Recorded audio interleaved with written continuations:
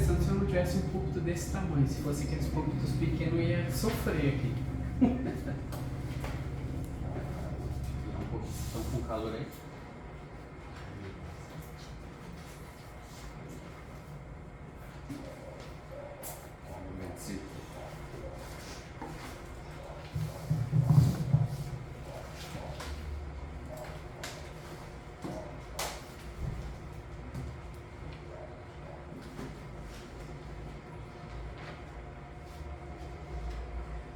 Bem, a mensagem de hoje foi uma mensagem que Deus colocou enquanto eu fazia um devocional. Quando eu fazia meu devocional. E normalmente eu gosto muito quando a mensagem vem assim, por meio do devocional, que é quando Deus está falando com você e aí ele dá aquela... Isso é importante falar na igreja, isso é importante ser ensinado, isso é importante para a edificação, isso é importante para o crescimento, isso é importante para a salvação. E eu tenho uma pergunta, aliás, já viu aquela expressão, uma pergunta de $1 milhão? A pergunta de $1 milhão, já viu essa expressão? Que é aquela pergunta que tem um alto valor, é aquela pergunta que muitas pessoas têm na cabeça. Houve um homem que conversou com Cristo e ele fez essa pergunta. A motivação dele foi errada, a gente vai ver isso. Mas, ainda assim, foi muito bom que ele tivesse feito essa pergunta. Porque isso nos dá a oportunidade de falar sobre a vontade de Deus para cada pessoa. Abram suas Bíblias em Lucas capítulo 10. Lucas capítulo 10.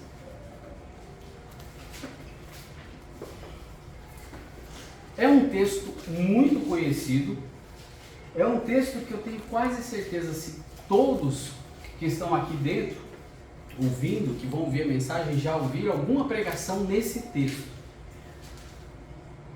Mas, normalmente, a ideia da mensagem é outra. Lucas capítulo 10, nós vamos ler a partir do verso 25. Lucas 10, 25. Aqueles que podem, eu peço que se coloquem em pé para a leitura da palavra de Deus. Lucas capítulo 10, verso 25. Diz assim a palavra de Deus: E eis que se levantou um certo doutor da lei, tentando e dizendo: Mestre, que farei para herdar a vida eterna? E ele lhe disse: que está escrito na lei? Como lês? E respondendo ele disse: amarás ao Senhor teu Deus de todo o teu coração e de toda a tua alma e de todas as tuas forças e de todo o teu entendimento, e ao teu próximo como a ti mesmo. Verso 29 do capítulo 10 de Lucas. E disse-lhe: respondeste bem, faze isso e viverás. Ele, porém, querendo justificar-se a si mesmo, disse a Jesus: e quem é meu próximo? E respondendo Jesus disse: descia um homem de Jerusalém para Jericó, e caiu nas mãos dos salteadores, os quais o despojaram, e espancando-o se retiraram, deixando-o meio morto. E ocasionalmente descia pelo mesmo caminho certo sacerdote, e vendo-o passou de largo, e de igual modo também um levita, chegando àquele lugar e vendo-o passou de largo. Mas um samaritano que ia de viagem chegou ao pé dele e vendo-o moveu-se de íntima compaixão. E aproximando-se, atou-lhe as feridas, deitando-lhes azeite e vinho, e pondo-o sobre a sua cavalgadura, levou-o para uma estalagem, e cuidou dele, e partindo no outro dia, tirou 2 dinheiros, e deu-os ao hospedeiro, e disse-lhe: cuida dele, e tudo que demais gastares, eu te pagarei quando voltar. qual, pois, desses 3 te parece que foi o próximo daquele que caiu nas mãos dos salteadores? E ele disse: o que usou de misericórdia para com ele. Disse, pois, Jesus: vai e faze da mesma maneira. Vamos orar. Senhor, obrigado pela tua palavra, que o Senhor esteja usando o teu servo para trazer o conhecimento da tua palavra, para que o teu Espírito Santo trabalhe não somente no meu coração, mas no coração de cada um que irá ouvir, e que possamos, Senhor, compreender a mesma coisa que aquele doutor da lei compreendeu, e que possamos ter as atitudes certas, que possamos tomar as decisões certas, ou a principal decisão da nossa vida, a decisão certa também a respeito da salvação. Obrigado por cada um que está aqui nessa noite. Em nome de Cristo que eu oro e agradeço. Amém. Podeis assentar. Você já deve ter escutado muitas vezes, ou algumas vezes, pregações na parábola do bom samaritano. E normalmente a temática da parábola do bom samaritano é qual? Fazer o bem. É ajudar o meu próximo. Só que um grande problema é que quando eu estudo para uma mensagem, às vezes até eu vou escutar outros pastores pregando dentro daquele texto. E o que você pode perceber, e você vai perceber se for procurar na internet, é que muitas mensagens, a maioria das mensagens nesse texto, ela vai usar essa aplicação sobre eu saber quem é o meu próximo, sobre eu ajudar o meu próximo, estar disposto a ajudar o meu próximo. Só que por isso que eu li a partir do verso 25, porque você precisa ir para o contexto da passagem para entender o motivo da parábola. Por que Cristo contou aquela parábola para aquele homem? Para o doutor da lei. E aí a gente volta lá para o início, verso 25. E eis que se levantou um certo doutor da lei, tentando-o e dizendo: mestre, que farei para herdar a vida eterna? E essa é a proposição da mensagem de hoje. O que eu posso fazer para ter a vida eterna? A pergunta dele estava certíssima. A motivação estava errada. O que motivou ele a fazer aquela pergunta estava errado. Era uma dúvida verdadeira? Sim, era uma dúvida. Mas não era uma dúvida no sentido de querendo informações. Como é que eu posso saber que eu vou ter a vida eterna? Como é que eu faço para ter a vida eterna? Não era essa a motivação. A motivação dele, ele queria uma oportunidade para ver se Cristo ia se embananar em alguma resposta, se ia falar alguma coisa que não tivesse muito certa, porque ele era um doutor da lei. O doutor da lei eram homens que conheciam muito o Antigo Testamento. Eles conheciam muito, muito mais ainda a lei, o Pentateuco, os 5 livros de Moisés. Eles tinham um conhecimento muito profundo, porque aquilo ali era a vida deles. A palavra doutor da lei, ela evoca também a um advogado. Ele tem essa capacidade de discutir sobre a lei. Esse era o doutor da lei. Ele sabia como manusear a lei, o Antigo Testamento.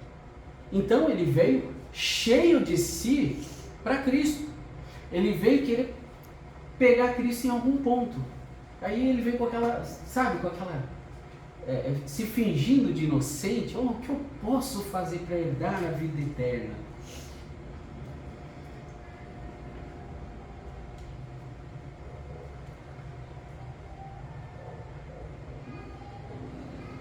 Só que eu parei aqui para pensar que eu ia falar uma coisa, mas às vezes a gente tem que pensar muito bem no que vai falar. Muitas pessoas, e é onde eu quero trazer a aplicação. Ao mesmo tempo que eu quero fazer a exposição desse trecho, eu quero trazer a aplicação para as nossas vidas, da forma certa. Muitas pessoas, elas vêm a Cristo também, assim como esse doutor da lei, vem até Cristo. Só que vem com o motivo errado. Assim como ele tinha uma motivação errada. Muitas pessoas vêm para Cristo, vêm buscar a Cristo porque estão com muitos problemas familiares, porque estão com problemas financeiros, porque estão com problemas amorosos. Eu até hoje não conheci uma pessoa que veio a Cristo e chegou a Cristo porque entendeu que era pecador, que tinha violado os mandamentos de Deus, que tinha pecado contra Deus. Sempre é para ter algum problema solucionado. Isso é o mais comum. Só que a graça de Deus, nesse ponto, ela se mostra muito grande, porque por mais que as pessoas ou nós cheguemos a Cristo com a motivação errada, Ele ainda pega essa motivação, Ele usa aquilo que a gente está passando na nossa vida para nos ensinar como chegar até Ele, como ter a vida eterna verdadeiramente. E Ele faz isso com esse homem, Ele faz isso com esse doutor da lei. A forma como Cristo responde, ela mostra uma misericórdia de Deus, ela mostra que Deus está sempre disposto a nos salvar. Olha o verso 26. E ele disse: que está escrito na lei, como lês? E aí ele responde: amarás o Senhor teu Deus de toda a tua força, de todo o teu coração, de toda a tua alma, ou com todas as tuas forças, e de todo o teu entendimento, e ao teu próximo como a ti mesmo. Cristo, ao contrário da maioria das igrejas, de muitas igrejas que tem por aí, Ele não dá uma resposta pronta, ou Ele não oferece uma solução simples ali, aquela coisinha pronta. Ele põe ele para pensar. O que acontece hoje é que as pessoas querem saber sobre a vida eterna, até querem chegar até a vida eterna, mas o que é oferecido para elas? Olha, se você se batizar, você vai ser salvo. Se você guardar um determinado dia da semana e se batizar também, você também pode ser salvo. Tem aquelas igrejas que até falam: olha, se você der tanto, Deus está vendo. E Deus vai abençoar você, Deus vai te salvar. Você tem que ser fiel e dar X, Y, dar vultosas montantes de dinheiro. Nós vemos muito por aí igrejas assim. Ou tem o conceito da maioria das pessoas: ser uma boa pessoa ou fazer tudo certinho. Se eu sou uma boa pessoa, se eu faço tudo certinho, eu posso ter a vida eterna. Está certo esse pensamento? Segundo Romanos capítulo 3 diz que não, porque Romanos capítulo 3 diz: não há um justo, nenhum sequer. Não há um que faça o bem, não há ninguém que faça o bem. Todos se extraviaram e a uma se fizeram inúteis. Não existe a pessoa que é certinha, não existe a pessoa que é perfeita. Só que ao invés disso, Cristo faz essas duas perguntas para ele, que eu mudei um pouquinho elas aqui. Vamos dizer assim, eu tentei trazer ela de uma forma mais fácil de ser entendida ali no verso 26. Ele pergunta para ele: o que as Escrituras dizem a respeito dessa pergunta que você está me fazendo? E como você entende o que elas dizem? Percebe que ele põe o doutor da lei para pensar. O que a Bíblia diz? O que você estuda, a lei diz a respeito disso? E como é que você entende? Muita gente acha que todos os caminhos levam a Deus, ou os outros exemplos que eu dei aqui. Esse doutor da lei, ele foi pego desprevenido. Ele não esperava essa pergunta de Cristo. Ele não esperava essa resposta. Ele achava que Cristo ia dar uma resposta pronta para ele até refutar. Até porque os judeus, eles debatiam muito sobre esse tema. Os rabinos debatiam muito sobre esse tema da vida eterna. Tanto que os saduceus não acreditavam no quê? Na ressurreição. Os fariseus acreditavam na ressurreição. E era um debate entre eles sobre a vida eterna. Só que Cristo não dá a resposta. Cristo pergunta para ele: o que diz a Escritura? E como você entende o que ela diz? E aí o doutor da lei vem no verso 27 e responde. Ele cita 2 versículos, Deuteronômio capítulo 6, verso 5. Amarás, pois, o Senhor teu Deus de todo o teu coração, de toda a tua alma e de todas as tuas forças. E o outro que ele cita é Levítico 19, 18. Não te ligarás nem guardarás ira contra os filhos do teu povo. E aí é onde está escrito aqui, mas amarás ao teu próximo como a ti mesmo. Eu sou o Senhor. Aí Cristo responde no verso 28. E disse, respondeste bem, faze isso e viverás. Interessante que um diálogo parecido sobre a vida eterna com o jovem rico, Cristo não fala isso com o jovem rico. Quando o jovem rico chega nele, o que ele fala? Que ele tem guardado todas as coisas certinho. Tem guardado todas a lei, tudo certinho. E aí Cristo pega no ponto necessário no jovem rico. Ele conhece o coração, o nosso coração. E aí ele fala, então vai, vende tudo que tem e me segue. Porque ele sabia que o coração do jovem rico estava no dinheiro, nas riquezas. O coração desse homem aqui não era questão de riquezas. Era um coração orgulhoso. Era um coração altivo. Ele se achava melhor do que os outros. Por ele ser um doutor da lei, ele achava que era melhor que todo mundo. Principalmente melhor que o judeu simples e que dirá o samaritano, que eles eram inimigos. Então ele é pego de surpresa por Cristo. Eu consigo visualizar Cristo falando isso para ele. Tenta ver o rosto de Cristo. Você respondeu certo. Faze isso e viverás. Não era uma afirmação, a gente lendo parece que Cristo está falando, não, tá jóia. Cristo conhecia o coração dele. E Cristo, e ele sabia que não vivia, não guardava isso aqui. Nenhum dos 2 mandamentos. Nenhum dos 2. Ele sabia que não cumpria esses 2 mandamentos. E sabe como que eu sei que ele não sabia? Vá para Lucas capítulo 11. Aí do lado, Lucas capítulo 11, versos 45, a partir do verso 45. Aqui Cristo está falando dos doutores da lei. Verso 45 de Lucas 11. Respondendo um dos doutores da lei, disse-lhe, mestre, quando dizes isso, também nos afronta a nós. Cristo aqui estava descendo a lenha dos fariseus. E ele lhe disse, ai de vós também, doutores da lei, que carregais os homens com cargas difíceis de transportar, e vós mesmos, nem ainda com um dos vossos dedos, tocais essas cargas. Vocês colocam mandamento sobre os homens, mas vocês não têm a capacidade de vocês encostar nisso, sequer fazer um décimo do que vocês estão exigindo deles. Continuando, ai de vós que edificais os sepulcros dos profetas e vossos pais os mataram.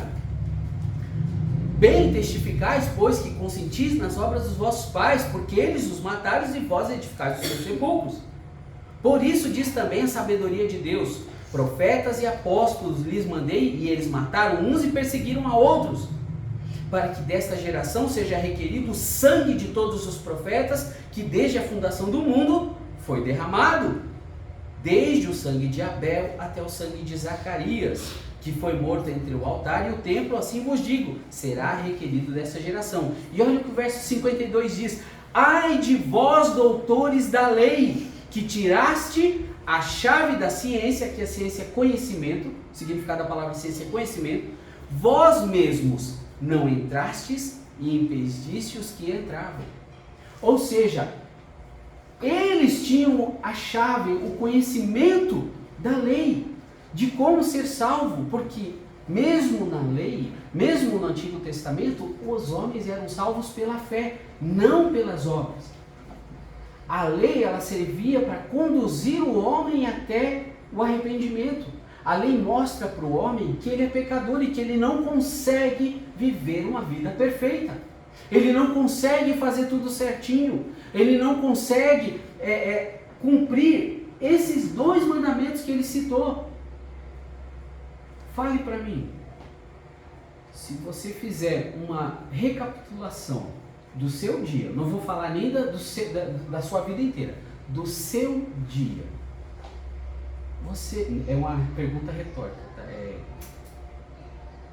retórica, né? É, pergunta retórica. Não precisa responder e nem levantar a mão. Você colocou Deus em primeiro lugar do momento que você acordou até agora? Em todos os momentos, no seu dia inteiro? É impossível. Ninguém consegue fazer isso. Ninguém consegue amar e colocar Deus em primeiro lugar o tempo inteiro, por causa do pecado. Essa é a função da lei, nos conduzir a Cristo, mostrar para nós que nós quebramos a lei de Deus. Vós mesmos não entrastes e impedistes os que entravam. E dizendo-lhes ele isto, começaram os escribas e os fariseus a apertá-lo fortemente e a fazê-lo falar acerca de muitas coisas, armando-lhe ciladas e procurando apanhar da sua boca alguma coisa para o acusarem.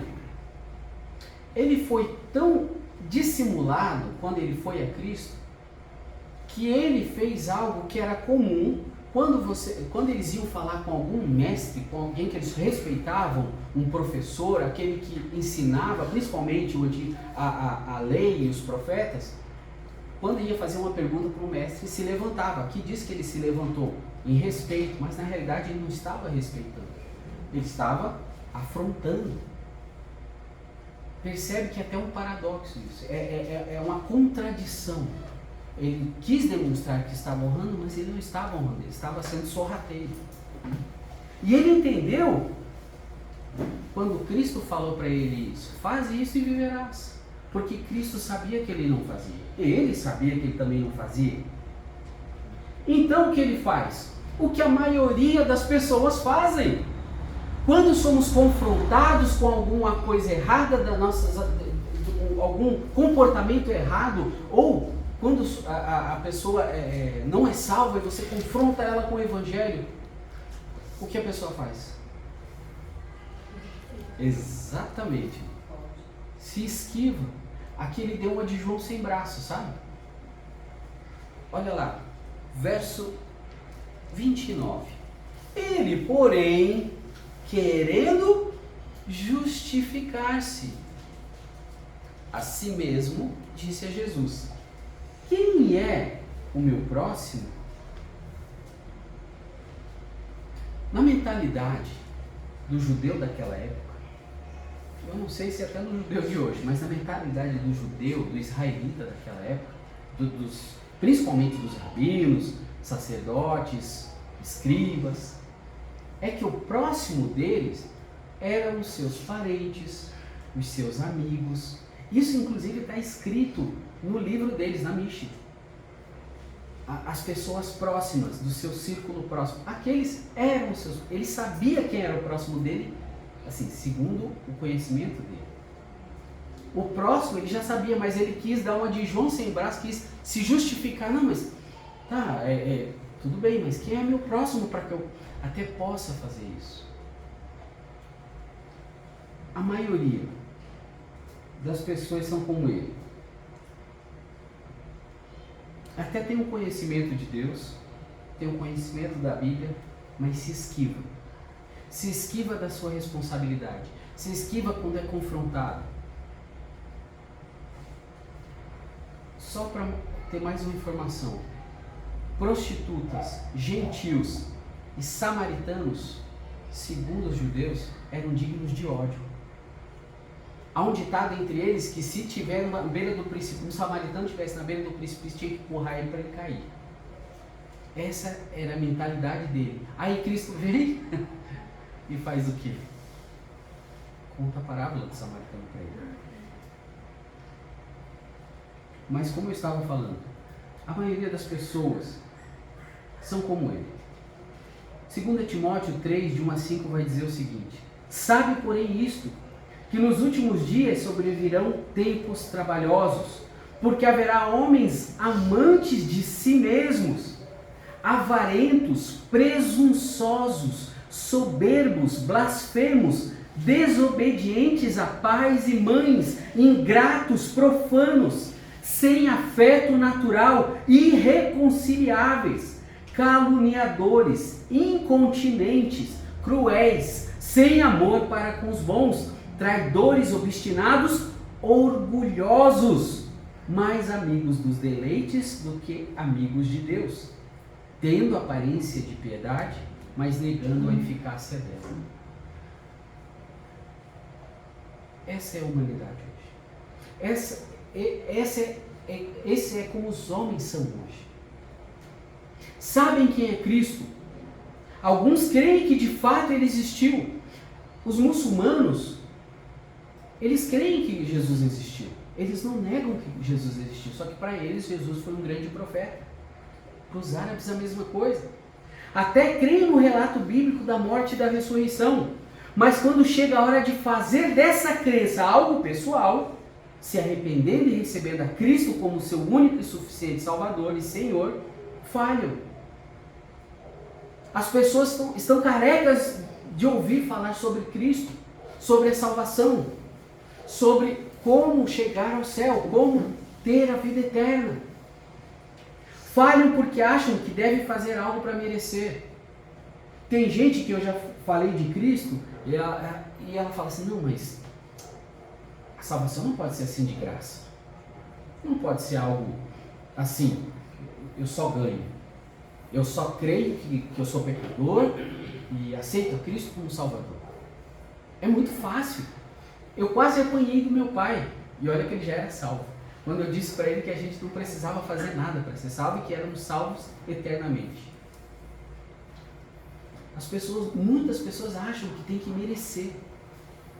Tem pessoas que falham porque acham que merecem, porque são boas pessoas, porque fazem tudo certinho, porque andam corretamente, nunca roubei, nunca matei, nunca mentiu. Porque a mentira é um pecado sério. Nunca cobiçou nada de alguém? Nunca ficou com raiva de alguém? Tudo isso é pecado e tudo isso condena.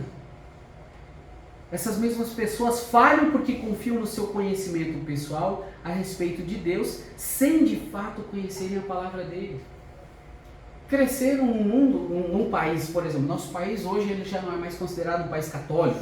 Ele é um país que está mais misturado entre evangélicos, né, protestantes e católicos. Então, você já cresce ouvindo coisas a respeito de Deus. E cresce achando que sabe tudo sobre Deus. Achando que, sendo essa pessoa certinha, Deus vai olhar e vai pesar na balança lá e olha, tomara que o que eu fiz de bom compense o que eu fiz de mal. Tomara. Mas está errado. E Cristo vai contar essa parábola por conta disso.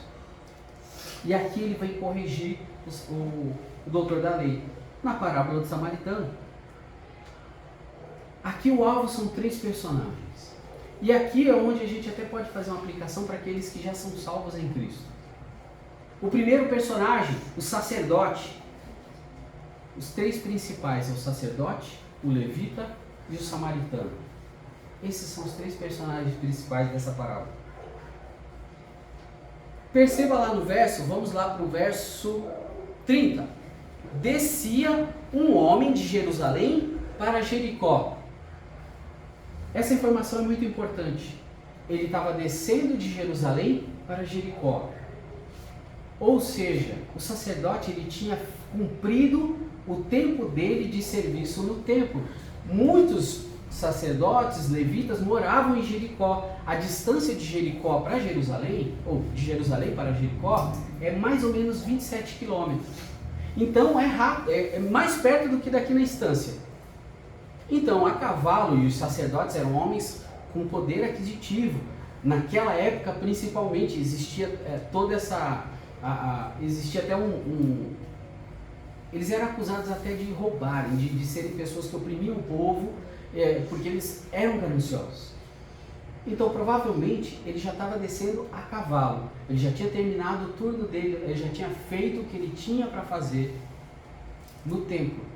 Então, ele estava voltando para a casa dele. E o que a Bíblia fala aqui a respeito dele? Descia um homem de Jerusalém para Jericó, caiu nas mãos dos salteadores, os pais apedrejaram, espancando e retiraram, deixando meio morto. Verso 31. E ocasionalmente descia pelo mesmo caminho um certo sacerdote e, vendo-o, passou de largo. Por que ele passou de largo? Porque na lei existia até uma distância mínima, e se eu não estou enganado é 4 côvados, que um sacerdote podia chegar de uma pessoa morta. Ele não podia tocar, se ele tocasse ele se contaminava, mas se ele chegasse uma distância menor do que a lei permite, ele se contaminava. Então ele ia ter que fazer todo um processo de purificação. Esse é um dos motivos, que ele nem quis chegar perto. Ele nem foi lá olhar. É como se o homem está morto de um lado, ele foi lá para o outro lado da rua, do caminho dele, a cavalo. Ele não quis nem saber. Ele não queria se contaminar. E era vergonhoso para ele ter que passar por um processo de purificação. E ele ia ter que matar uma novilha vermelha, sacrificar, pegar as cinzas. Era um ritual bem complicado. Como eu poderia aplicar isso hoje na vida de nós salvos? Muitas vezes nós olhamos mais para as dificuldades do que deveríamos olhar tendo compaixão de alguém que precisa. Nós colocamos barreiras. Olha, eu até poderia, mas não dá para ajudar você. Não dá para fazer isso. Não dá, sabe, é difícil até para eu sair da minha casa agora. Esse sacerdote era o responsável da comunicação entre o homem e Deus. Ele fazia o sacrifício por aquele judeu que levava a sua ovelha. Era a responsabilidade dele. Uma pessoa assim não deveria olhar para as dificuldades. Ela deveria olhar para a necessidade. E Cristo está mostrando isso nessa parábola. Ele estava pensando em quem? Em si mesmo. O sacerdote estava pensando só nas suas necessidades, ou nas dificuldades que ele poderia ter. A mesma coisa o levita, porque o levita era quem ajudava o sacerdote no templo. Só que o levita tem um agravante, porque o sacerdote até pode dizer assim: olha, a Bíblia diz que ele estava semi-morto, então provavelmente ele estava caído sem se mexer. Se tivesse morto, eu nem poderia me contaminar, então deixa eu passar por aqui.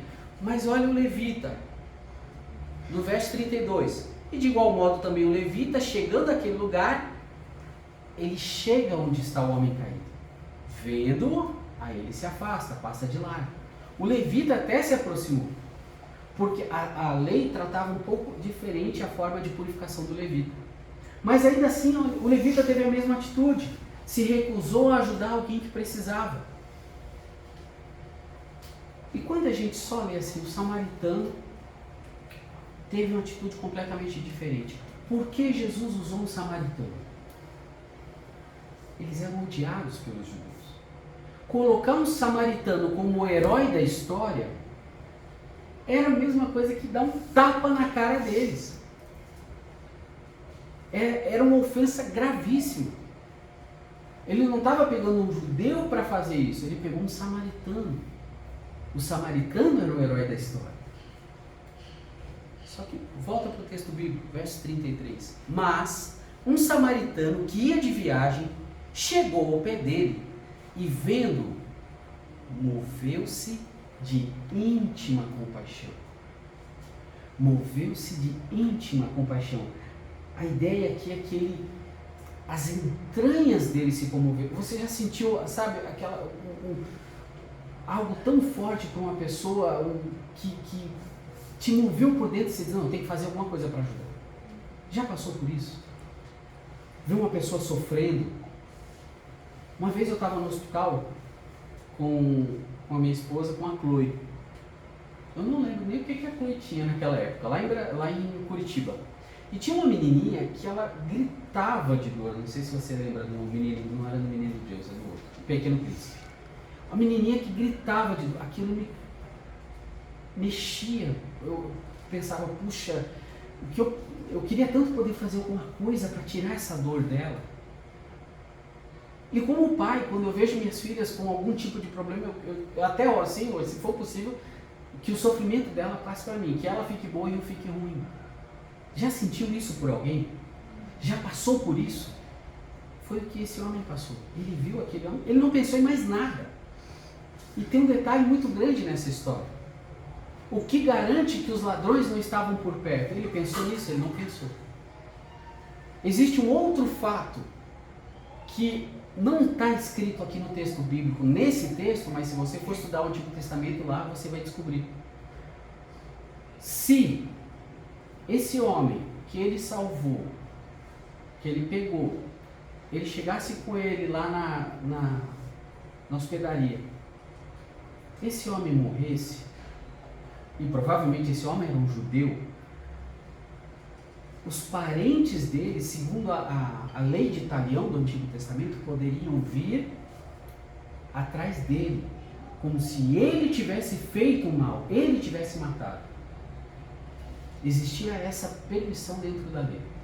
Por isso existia a cidade de refúgio. Ele não olhou para nada disso. Ele não se preocupou com nada dessas coisas. Ele simplesmente fez o que era necessário, o que precisava ser feito. Ele não olhou para os perigos, ele não se importou com valores. Quem garante que ele ia ter o dinheiro de volta? Ele não se importou com nada dessas coisas. O que era importante para ele? Que aquele homem fosse bem tratado e fosse curado. Ele tomou a responsabilidade, inclusive, de pagar pelas despesas a mais. Caso não fosse pago, o que aconteceria, segundo o costume daquela época, poderia virar escravo para pagar a dívida. Era assim que se pagava a dívida. Não tem dinheiro, vai virar escravo. Então, ele não olhou para nada disso. E provavelmente ele nem se importou se ele ia ter dinheiro de volta ou não. Então, Cristo contou tudo isso para ele. E vem no verso 36. Qual, pois, desses três te parece que foi o próximo daquele que caiu nas mãos dos salteadores? Cristo não respondeu, Cristo não contou a parábola e disse, olha, está vendo? O samaritano é o teu próximo. Ou aquele que precisou. E se fosse um samaritano, você deveria ajudar também. Não, Cristo não falou nada disso. Ele deixou que ele falasse. Ele fez ele pensar. Esse homem, quando foi falar com Cristo, chegou todo cheio de si. Mas você consegue ver ele na resposta dele aqui, no verso 37? E ele disse, o que usou de misericórdia. Murchou. Acabou a altivez. Porque ele foi obrigado a reconhecer que um samaritano fez o que deveria ser feito. Um inimigo, um homem que ele odiava. Aí Cristo sacramenta. Vai e faz da mesma maneira. E a ideia no original é, a sua vida deve ser assim, fazendo isso o tempo inteiro. Considerações finais. O doutor da lei é levado a entender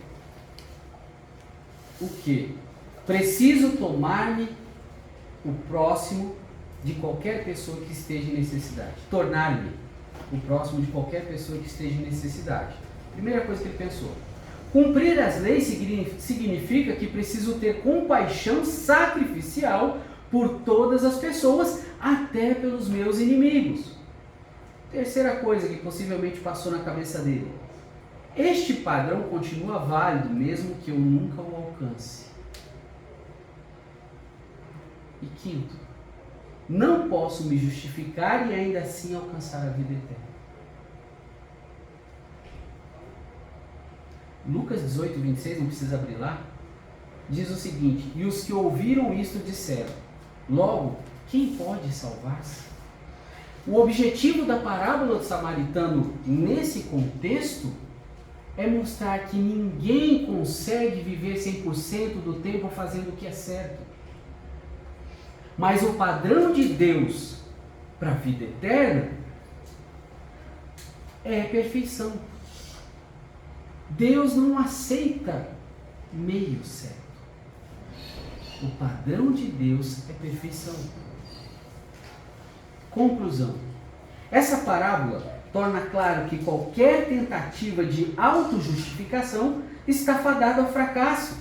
O padrão é elevado demais. Ou seja, a vida eterna não pode ser adquirida pelo esforço próprio. Ninguém pode adquirir a vida eterna pelo esforço próprio. Ninguém. Amar a Deus sobre todas as coisas significa obedecer o padrão estabelecido por Ele para se ter a vida eterna. Ou seja, reconhecer que é pecador e receber a Cristo como único e suficiente Salvador. João 6,47 diz o seguinte: na verdade vos digo que aquele que crê em mim tem a vida eterna. Simples assim.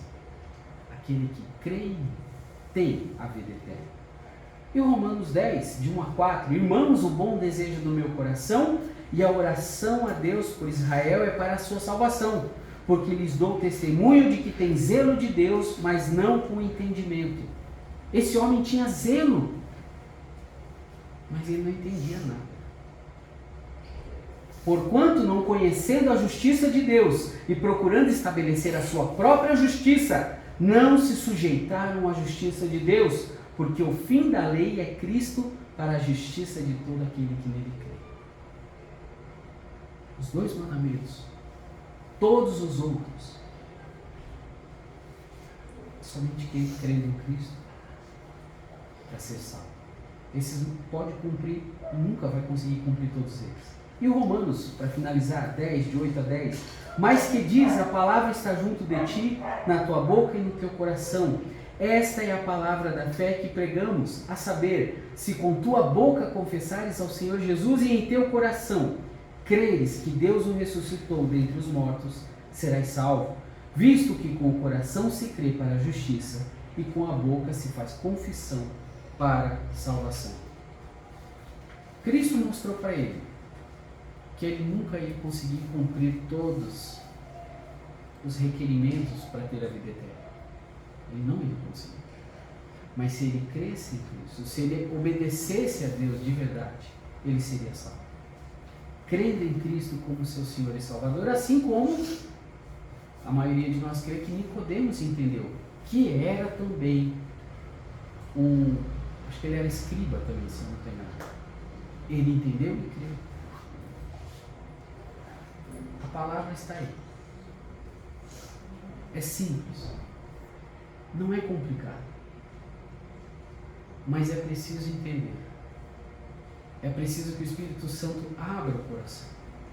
Para que creia, para que entenda que é pecador.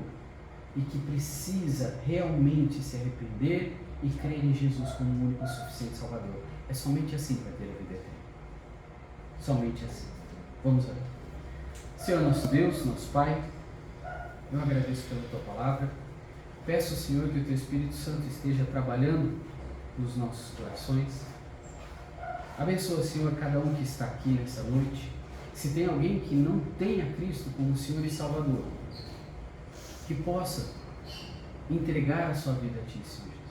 Que possa se arrepender dos pecados e crer no Senhor, para ser salvo, para poder ter a vida eterna. Abençoa, Senhor, eu te peço, cada um que está aqui, abençoa a festa que iremos ter agora, os alimentos dos aniversariantes, tudo que a comunhão que nós teremos, e que o Senhor esteja nos ajudando a fazer a Tua vontade, a não agirmos como o sacerdote, a não agirmos como o levita, mas a agirmos como um bom samaritano. Em nome de Cristo que nós oramos. Amém. Amém. Pastor.